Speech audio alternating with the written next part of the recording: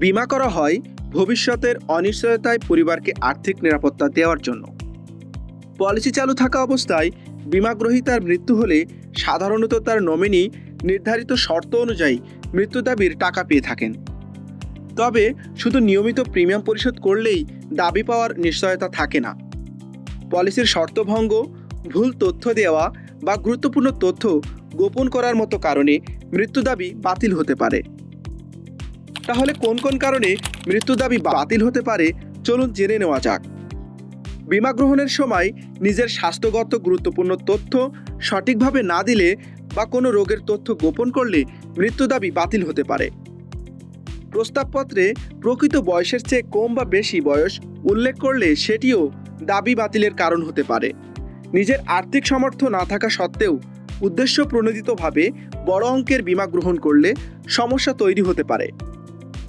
প্রকৃত পেশা কিংবা বিদেশে অবস্থানের তথ্য গোপন করে বীমা গ্রহণ করলেও মৃত্যু দাবি বাতিল হতে পারে।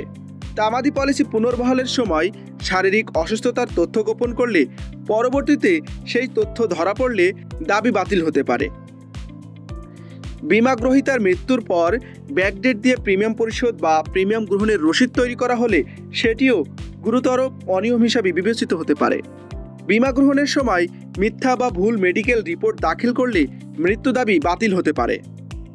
নারীদের ক্ষেত্রে অন্তঃসত্ত্বা থাকার তথ্য গোপন করে বীমা গ্রহণ করা কিংবা তামাদি পলিসি পুনর্বহাল করলেও দাবি বাতিল হতে পারে।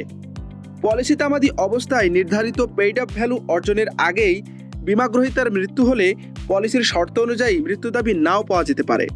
তাই বীমা করার সময় শুধু প্রিমিয়াম দেওয়ার বিষয়টি নয়, পলিসির সব শর্ত এবং নিজের দেওয়া তথ্যের সঠিকতাও নিশ্চিত করা জরুরি। কারণ শুরুতে দেওয়া একটি ভুল বা গোপন তথ্য ভবিষ্যতে আপনার নমিনির মৃত্যু দাবি পাওয়ার ক্ষেত্রে বড় বাধা হয়ে দাঁড়াতে পারে। বিপ্লব হুসাইন, ইন্স্যুরেন্স নিউজ বিডি।